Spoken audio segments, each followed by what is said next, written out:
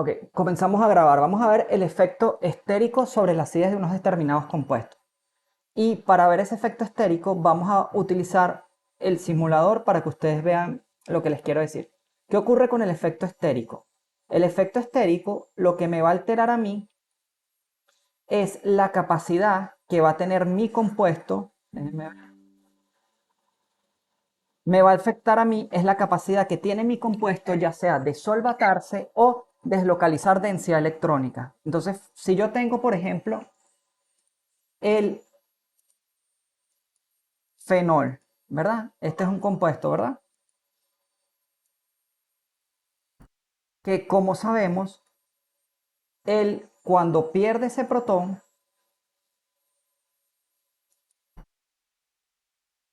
se va a volver un compuesto ácido. Entonces tengo el fenol y si yo tengo, voy a comparar dos compuestos para que se vea y se entienda mejor.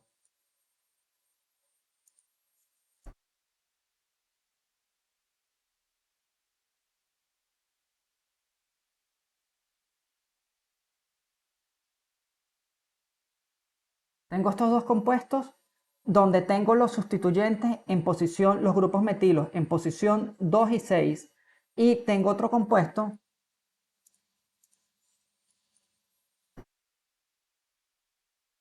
donde tengo los grupos metilos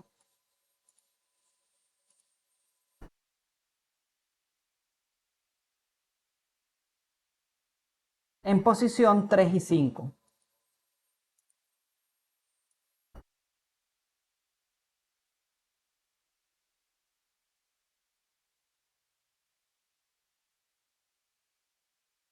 Entonces fíjense, vamos a ponerle las cargas.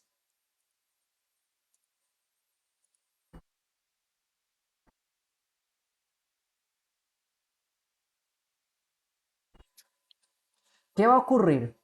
Que cuando yo pierda la acidez, cuando yo pierda mi protón acídico, en el caso del fenol, cuando yo pierda este protón, el fenol me va a quedar cargado con una carga negativa, ¿verdad? Entonces, esta carga negativa, en el caso de que yo tenga los sustituyentes, cuando pierda este protón y esté en posición, los grupos sustituyentes estén en posición 2 y 6, esta carga negativa sin ningún problema va a poder deslocalizarse por resonancia hasta el grupo nitro, ¿ok? Pero si yo vengo y pierdo, si coloco estos grupos sustituyentes ahorita en posición 3 y 5, la carga negativa no se va a poder deslocalizar por resonancia al grupo nitro, porque ¿qué va a ocurrir? Aquí va a perder una pérdida de la coplanalidad, o sea, el grupo nitro, vamos a ver si se me entiende, el grupo nitro va a dejar de compartir, dejo de compartir, prendo cámara, ok, y me pongo, ok. Fíjense, lo que va a pasar es que el grupo nitro, cuando tiene los sustituyentes cercanos, ¿verdad? Si yo tengo aquí el fenol y están los dos metilos acá, el nitro tiene su par de electrones que va a estar perpendicular a todo el sistema pi. Si yo por ahorita pongo los protones en posición, los metilos en 3 y 5, el grupo nitro está aquí. Entonces, ¿qué va a pasar? Aquí hay mucha repulsión electrostática y el grupo nitro lo que va a hacer es esto. Entonces, los orbitales perpendiculares que deberían estar en torno al anillo aromático pasan a estar así, de esta manera. Entonces, él va a perder, lo que decimos es una pérdida de la coplanalidad, y esa pérdida de la coplanalidad va a hacer que vaya una disminución de la acidez porque va a haber una pérdida de la localización electrónica. Voy a compartir de nuevo pantalla para ver si eso se puede ver y se los voy a explicar con el simulador para ver si eso se ve mejor, que en clase cuando uno explicaba esto con las manos no se veía muy bien. Entonces, vamos a ver. Listo, creo que pueden ver mi pantalla ahorita. Pueden verla, no sé si pueden escribir en el chat.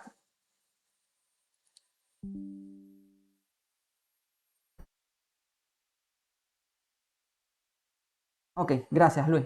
Entonces, fíjense, una vez que tenemos aquí, ¿qué es lo que vamos a hacer? Vámonos aquí a Molview. Vamos a agarrar esta molécula que está aquí y vamos a borrarla.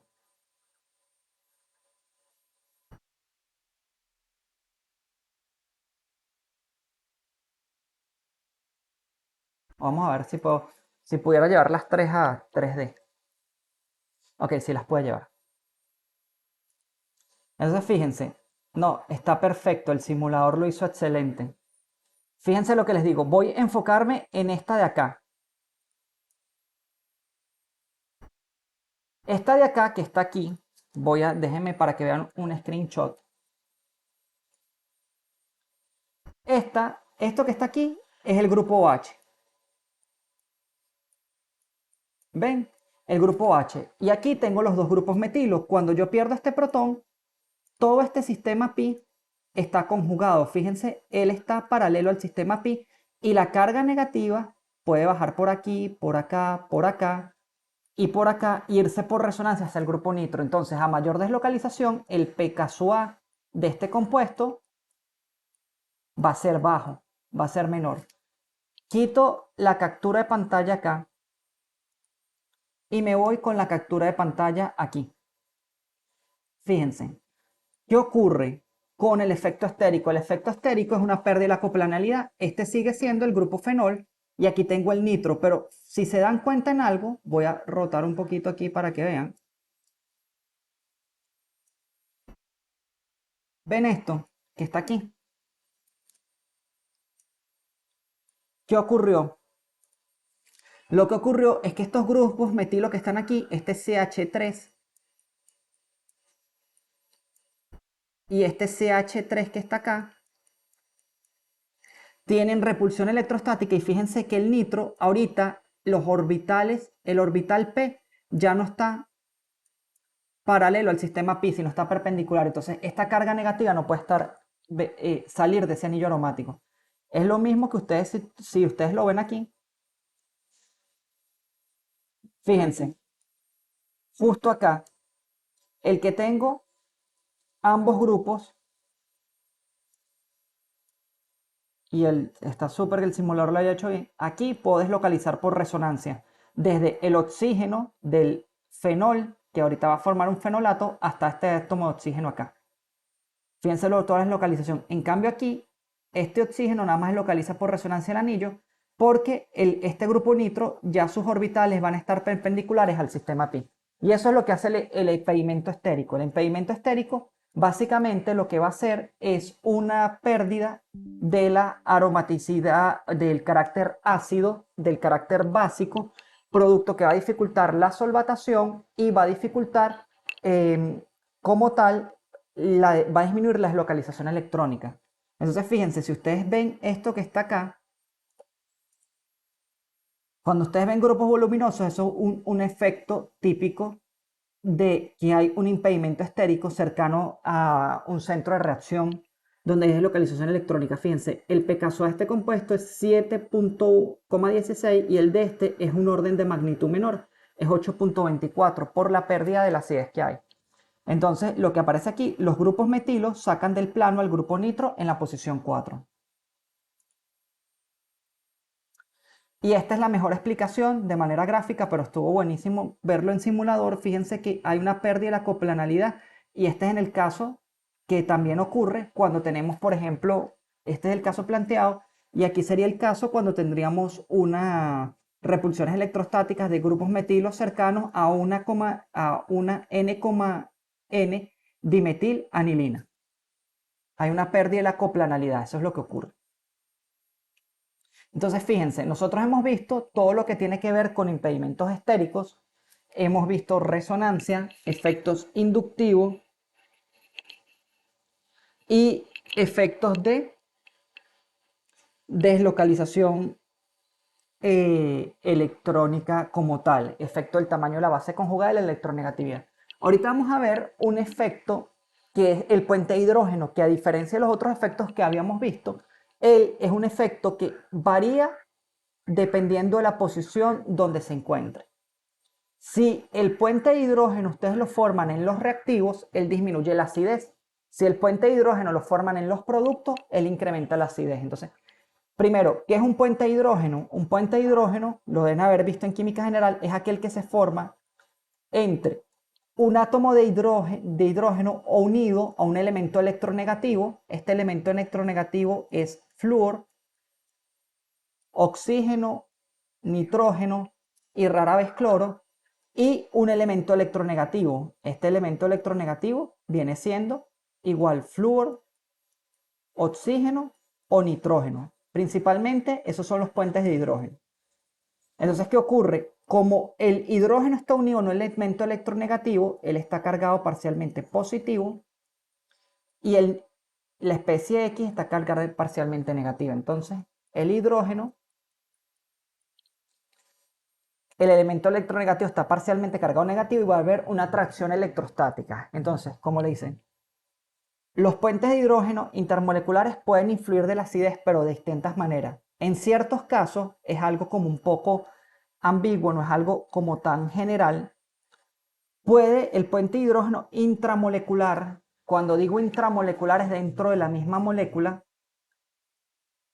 antes de la extracción del protón dificulta la salida del mismo, es decir, se está formando los reactivos. Mientras que otros puentes de hidrógeno intramoleculares que ocurran en la base conjugada incrementan la acidez. Entonces vamos a hacer unos pequeños explicaciones y ejercicios de esto. Fíjense, yo tengo tres moléculas, el ortonitrofenol, el paranitrofenol, y fíjense que el pKa del ortonitrofenol es relativamente mayor al pKa del paranitrofenol. ¿Qué efectos influyen aquí? Cuando yo pierdo este protón en el fenol, ocurre un efecto inductivo del grupo nitro y un efecto de resonancia. ¿Ok? Voy a dibujarles el ortonitrofenol de otra manera para que lo vean. Ocurre un efecto de resonancia. Entonces, ¿qué pasa? Cuando yo pierdo el protón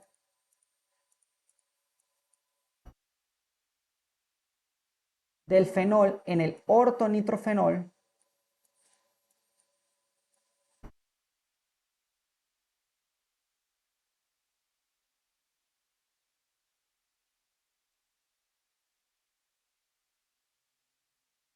ocurre deslocalización electrónica hacia los grupos nitro. Igual ocurre aquí en el paranitrofenol. Entonces, ¿qué es lo que está ocurriendo? Que si ustedes ven, en el caso del isómero orto, él, antes de la salida del puente de hidrógeno, antes de la salida del protón, fíjense que el hidrógeno está unido a un oxígeno, es decir, está unido a un grupo electronegativo. ¿Qué ocurre aquí? Que el oxígeno, como es más electronegativo que el hidrógeno, tiene una densidad de carga parcial negativa y el hidrógeno tiene una densidad de carga parcial positiva. Tengo un grupo oxígeno adyacente con una densidad de carga negativa, se forma un puente de hidrógeno. Este puente de hidrógeno que se está formando aquí justo entre el oxígeno y el hidrógeno antes de que venga una base, por ejemplo, el agua, antes de que venga el agua y tome este protón, está disminuyendo la acidez del isómero orto respecto al para, porque está estabilizando al reactivo. ¿En qué medida? En una medida o una proporción muy pequeña. Esta diferencia es apenas 0.02 unidades de pKa.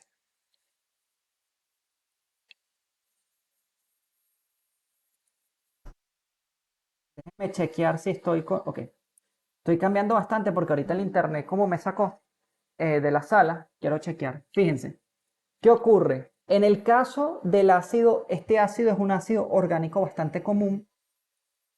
Es el ácido ortohidroxibenzoico. Este es el grupo funcional más importante. Tengo un ácido carboxílico, tengo un compuesto aromático y tengo un fenol. ¿Verdad? Esos son los grupos funcionales que tengo. Entonces, este ácido ortohidroxibenzoico es conocido como ácido salicílico y cuando se pierde el protón, pero ¿cuál protón se perdería primero? Se pierde primero el protón más acídico. El protón más acídico, si ustedes se dan cuenta, vamos a dibujarlo aquí,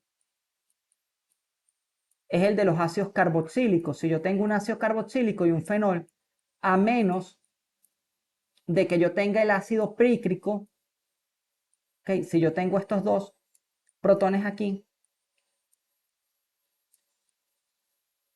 ¿verdad? Estos dos protones,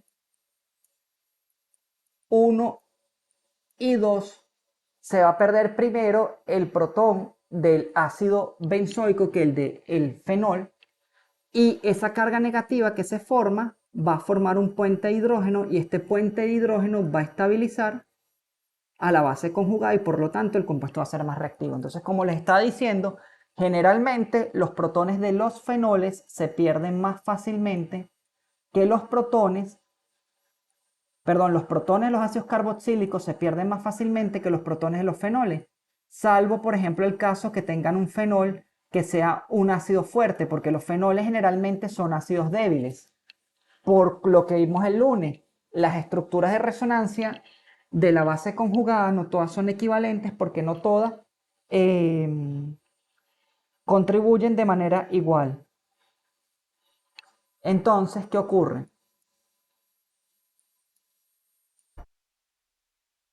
Si ustedes tienen un fenol que se comporta como un ácido fuerte, sería el ácido prícrico.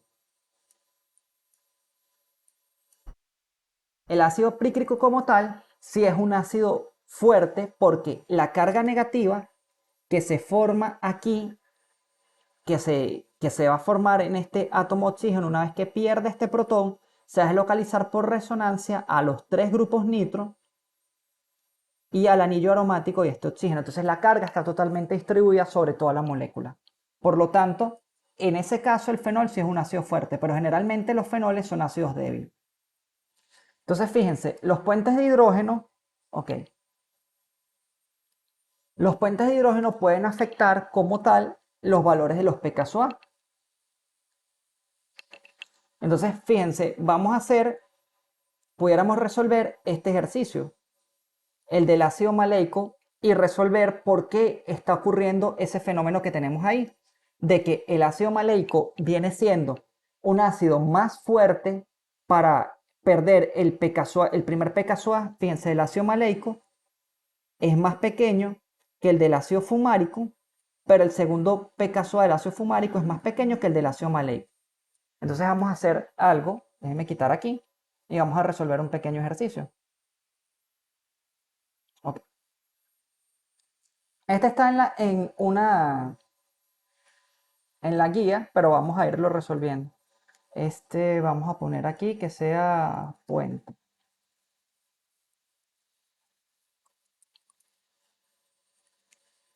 Voy a chequear que esté en sala. Ok, estoy en la sala. Voy a chequear mi grabación. 17 minutos. Perfecto. Entonces vamos a abrir esto que está aquí.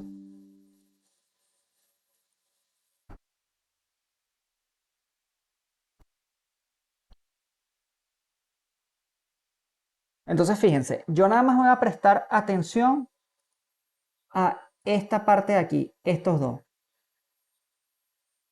Tengo el ácido maleico, que es un ácido Z. Fíjense que tengo 1, 2, 3 y 4 átomos de carbono. Entonces sería 1, 2. Es el Z, significa que los grupos de igual prioridad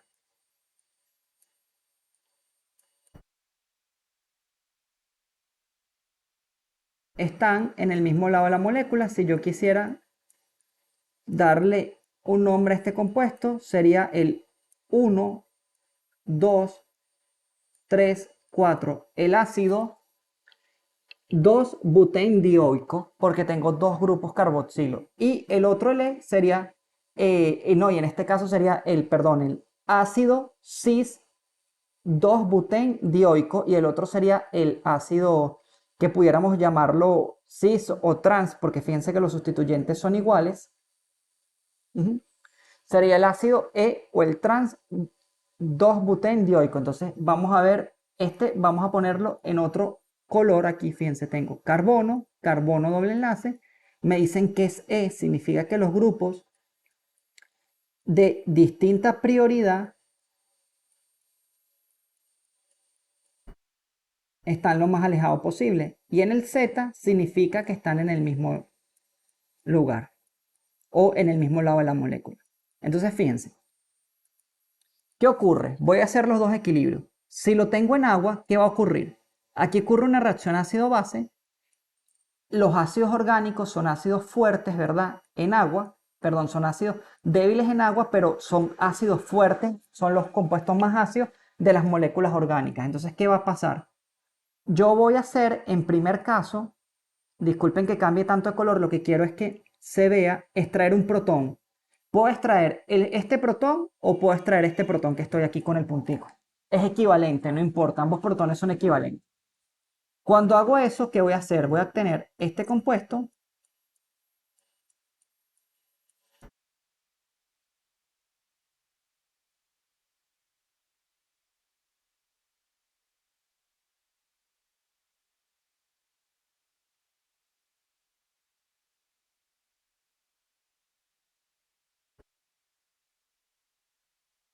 Entonces, fíjense, a mí me dicen que en el ácido maleico el primer pKa es pequeño, mientras que en el ácido fumárico el primer pKa es más grande, es decir, el compuesto es menos ácido. Entonces vamos a ver qué ocurre con el ácido fumárico. Cuando yo pierdo el primer protón del ácido fumárico,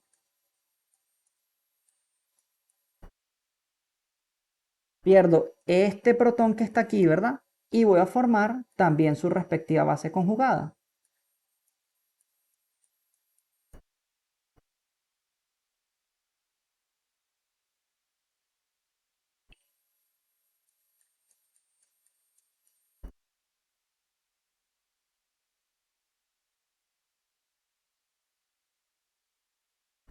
A todas estas aquí también tenemos que acordar que estamos teniendo aquí H3 o más, los iones hidróneo que estoy formando. Por favor, si no entienden algo, me preguntan.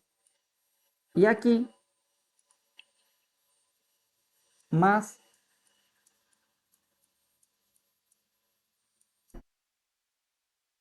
H3 o más. Déjeme chequear grabación y si estoy en sala, si sigo aquí. Ok, perfecto. Entonces, ¿qué ocurre? Si yo me doy cuenta, el ácido maleico tiene un pKa más pequeño porque... No, deshacer, disculpen. Me confundo siempre la borra aquí. Porque vamos a poner esto aquí. Fíjense lo que está ocurriendo. Vamos a dibujar esto de esta manera. Se está ocurriendo aquí?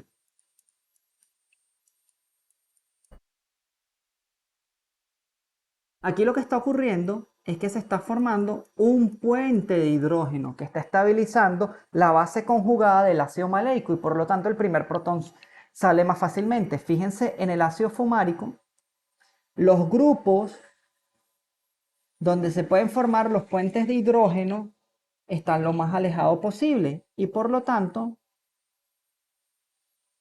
no ocurre la formación de ese puente de hidrógeno. Pero ¿qué pasa cuando yo extraigo el segundo protón? Cuando yo extraigo el segundo protón con agua, vamos a ponerlo aquí para tener más espacio, ocurre un equilibrio ácido-base. ¿Y qué se está formando en el ácido fumárico? Perdón, maleico, que es el isómero Z. Voy a obtener ahorita. Entonces, ustedes para resolver todos los ejercicios de acidez y basicidad tienen que hacer un análisis estructural. A todas estas siempre tratamos de ponerlo aquí que estamos formando H3 o más. Y aquí tenemos mi ácido carboxílico. ¿Qué está ocurriendo aquí? Aquí está ocurriendo que ahorita en la pérdida del segundo protón del ácido maleico yo voy a obtener repulsiones, perdón, electrostáticas entre cargas iguales. Y como sabemos, las repulsiones electrostáticas entre átomos adyacentes y cargas iguales son inestables. Y por lo tanto, esa base conjugada no va a ser estable y va a tender a reaccionar. ¿Qué pasa con el ácido fumárico, que es el isómero E? En la extracción del segundo protón, yo voy a formar hidrógeno,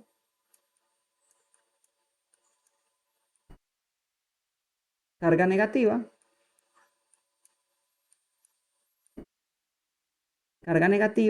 hidrógeno y todas estas más H3 o más. ¿Qué pasa con esa repulsión electrostática? Fíjense que los grupos cargados negativamente que están en átomos de carbono adyacentes están en distintos lados de la molécula y por lo tanto esa repulsión es pequeña. Entonces, si bien en el ácido maleico el primer pKa era era más bajo porque la base conjugada está estabilizada por un puente de hidrógeno intramolecular. En el ácido maleico el segundo pKa es más alto porque hay repulsión de cargas iguales en átomos adyacentes. Entonces fíjense, como uno puede, con un sencillo ejemplo, uno puede sacar muchas conclusiones mediante un análisis de la relación estructura-reactividad. Ok, vamos a ver, sigo aquí y sigo acá. Listo. Entonces, fíjense, las características estructurales, como se las mencioné, yo me adelanto a veces un poquito. Aquí tengo el ácido propano dioico, el ácido propandioico. La pérdida del primer protón, 2,83, un pKa pequeño, más pequeño de lo que uno esperaría para un ácido carboxílico por la formación de un puente de hidrógeno intramolecular que ya vimos. Mientras que la segunda pérdida del protón, el pKa es más grande porque tengo repulsiones electrostáticas negativas entre cargas adyacentes. Fíjense, ahorita lo que vamos a comenzar a ver es lo que tiene que ver con la formación de las sales.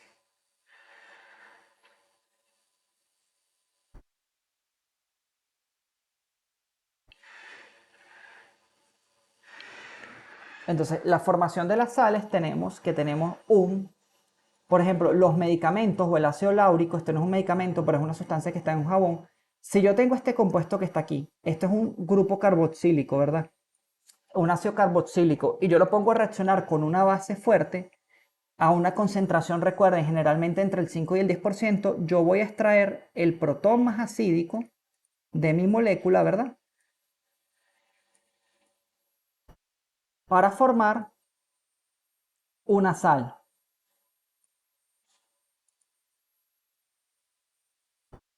Y en base a ese principio de que uno puede protonar o desprotonar las moléculas, por ejemplo, en base a ese principio de que yo, por ejemplo, si tengo el ácido benzoico y lo coloco en hidróxido de sodio, puedo formar una sal, es que yo utilizo ese principio para hacer la separación y extracción de sustancias en mezclas ácido-base.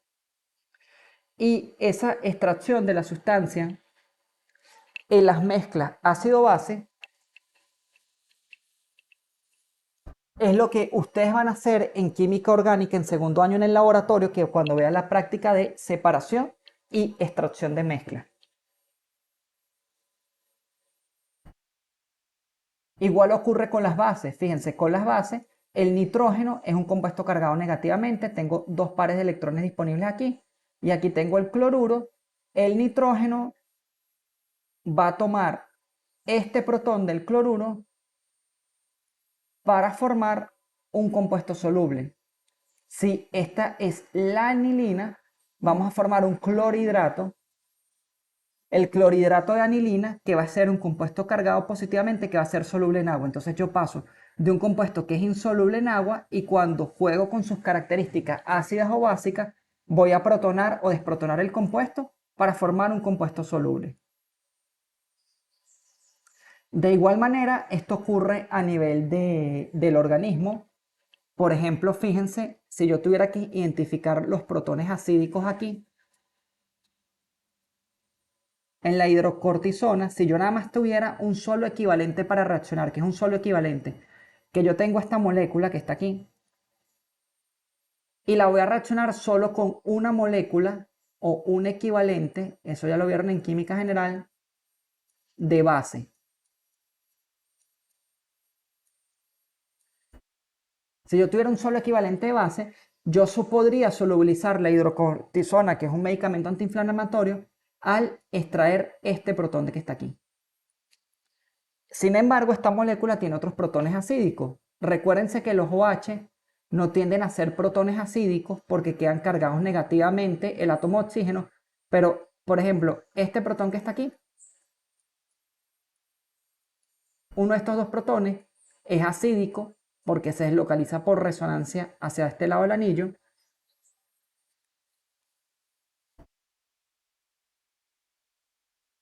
Otro protón que pudieran hacer acídicos, que veamos aquí, aquí no. Estos protones de aquí, déjenme ver si pierdo carga. Ajá, si ustedes pierden carga negativa aquí y forman una carga negativa aquí, si se extrae este protón, esto puede localizarse por resonancia hacia este átomo de oxígeno. O sea, si pierde este protón que está acá,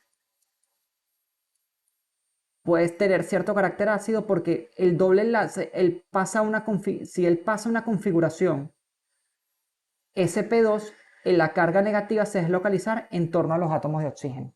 Entonces, en base a eso es que uno juega con la acidez y la basicidad de la sustancia. Entonces, eso es uno de los principales factores para ir finiquitando la parte de la teoría de hoy, que uno toma en cuenta cuando uno hace lo que es la absorción de un fármaco. Uno muchas veces considera el mecanismo de absorción del fármaco. Recuerden cómo vimos, que eso sí va para el examen, la parte de absorción de los medicamentos, que las sustancias neutras, un compuesto neutro, ¿ok? Un compuesto neutro puede absorberse fácilmente eh, a nivel del intestino, a nivel del estómago, porque ellos generalmente atraviesan bicapas lipídicas, y esas bicapas lipídicas, como su nombre lo dice, son compuestos sumamente hidrófobos, que las sustancias no cargadas la atraviesan fácilmente. Mientras que si yo tengo aquí una sustancia hidrófoba que no es afín al agua o afín a las cargas y le trato de introducir una sustancia cargada, esto no va a ocurrir.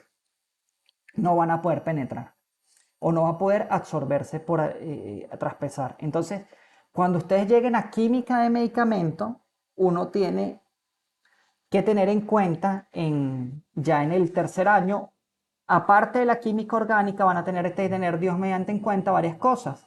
Uno es un parámetro llamado log-P. Este log-P indica el coeficiente de partición de una molécula en torno al agua y al octanol, a un solvente hidrófobo. Si es mayor a 1, el compuesto es liposoluble, quiere decir que hay alta absorción, o sea, que él va a ser no afín al agua.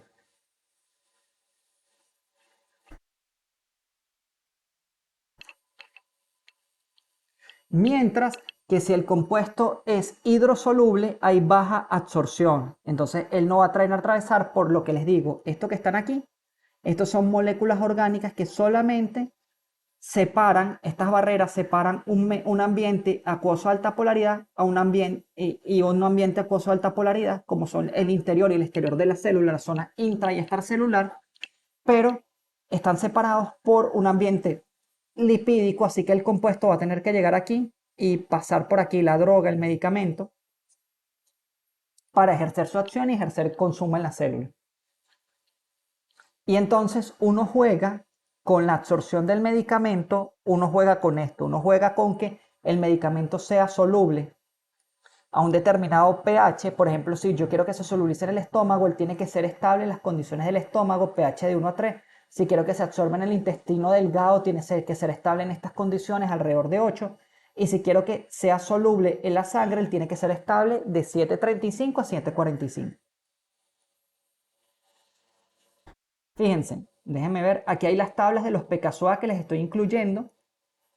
De todas formas, en el libro que es el protocolo de acidez y basicidad, que les mencioné de los paneles, que se realizaron los profesores de química orgánica, tienen varios factores. Por ejemplo, si ustedes ven esto aquí, el ciclohexano, esta molécula que está aquí, el ciclohexano, él es un compuesto, como vimos, él es muy poco polar porque cuando yo extraigo este protón, uno de esos protones, ¿qué voy a formar?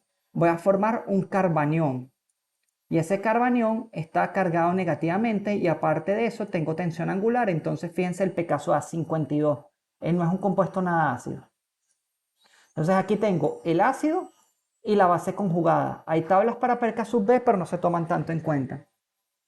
Y entonces aquí, por ejemplo, puedo ver lo que les decía. Los alcoholes son alrededor de 15.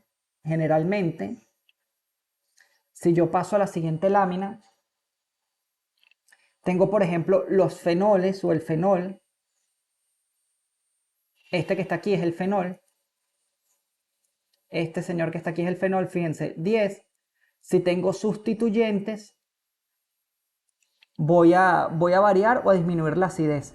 De hecho, ¿por qué la acidez vamos a resolver eso ahorita, a explicar? Del fenol. Voy a mostrarles algo ahorita. ¿Por qué la acidez del fenol, por ejemplo? Vamos a limpiar esta lámina. No, vamos a... Ok. Yo tengo esta molécula.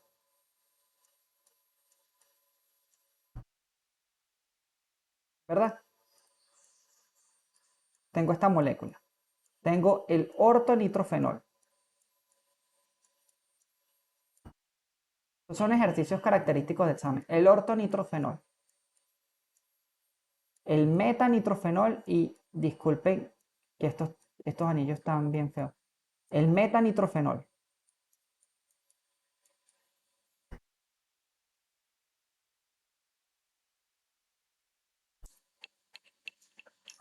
Y tengo el paranitrofenol. ¿Por qué los isómeros orto y para son mucho más ácidos que el isómero meta?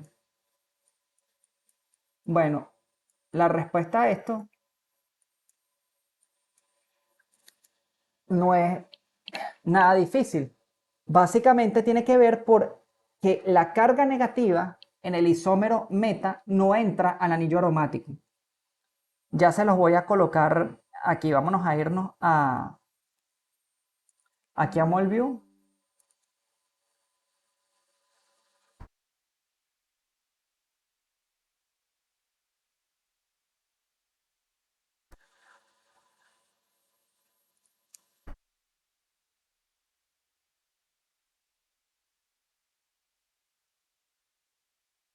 Fíjense, aquí estoy. Vamos a ponerlos con cargas negativas. Cuando el fenol pierde la carga y queda cargado negativamente, este es el isómero orto.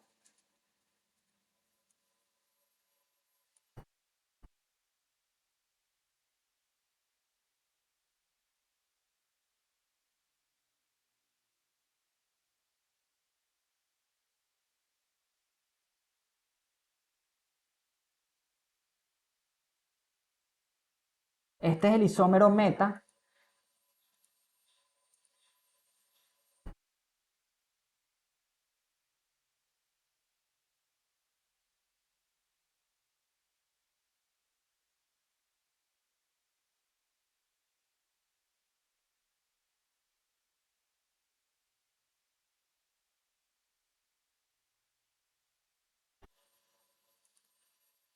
Ujú. Y este es el isómero para. Aquí estoy.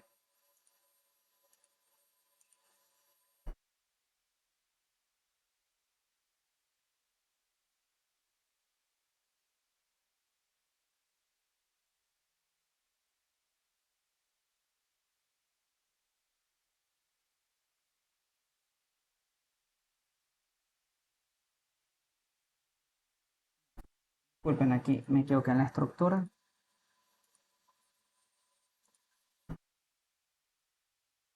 Ajá, tengo esos tres compuestos. Entonces, ¿qué va a ocurrir?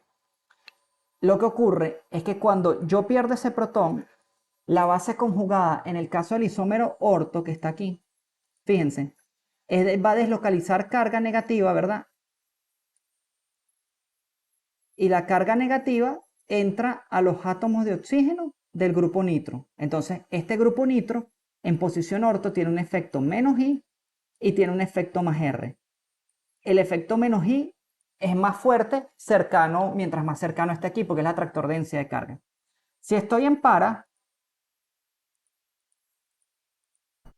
el igualito va a deslocalizar carga negativa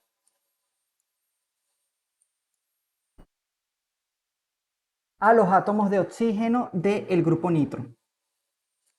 Pero ¿qué ocurre en meta? En meta, cuando yo hago esta estructura, ¿verdad? Y bajo, las voy a hacer poco a poco para que ustedes vean. En el isómero meta, esta sería la primera estructura de resonancia que yo tendría para el isómero meta, ¿no? Entonces sería así, así.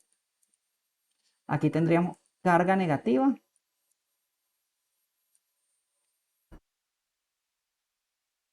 Y aquí tenemos el isómero nitro. Positivo, él está cargado positivamente.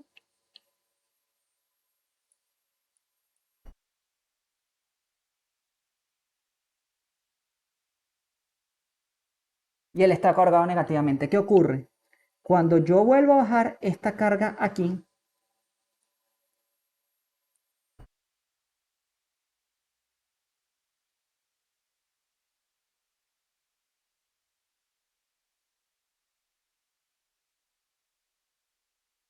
esta carga aquí, ¿qué ocurre? Esta carga baja acá y esta carga aquí sube.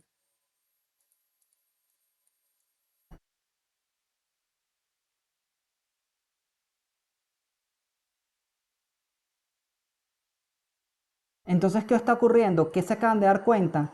Que en isómero en posición meta, la carga negativa que yo tenía por resonancia, que yo esperara que entrara al grupo nitro, no está ingresando a él. Entonces, este grupo nitro en posición meta, su efecto menos R está impedido. Él nada más está ejerciendo efecto menos I. Por esta razón, él no estabiliza también la base conjugada de cómo lo hacen los isómeros orto y para nitro, los isómeros orto y para del nitrofenol. Y por lo tanto, su acidez es menor. Vamos a ver si sigo aquí. Ok, perfecto.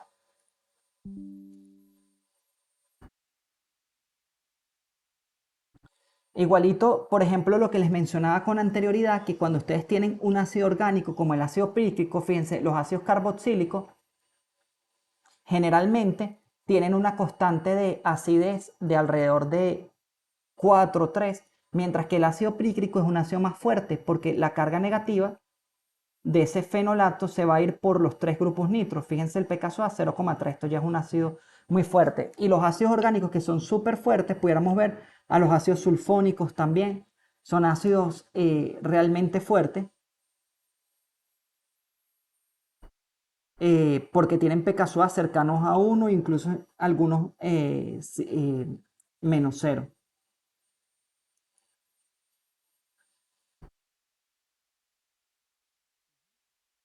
Fíjense, ahorita nosotros deberíamos ver lo que son las características de las bases, fortalezas ácidas y básicas, pero entonces, ¿qué vamos a hacer?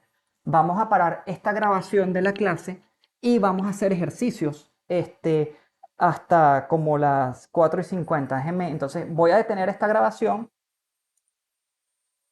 y vamos a resolver problemas. Entonces, hasta aquí llegamos con la clase de el efecto del impedimento estérico y los puentes de hidrógeno.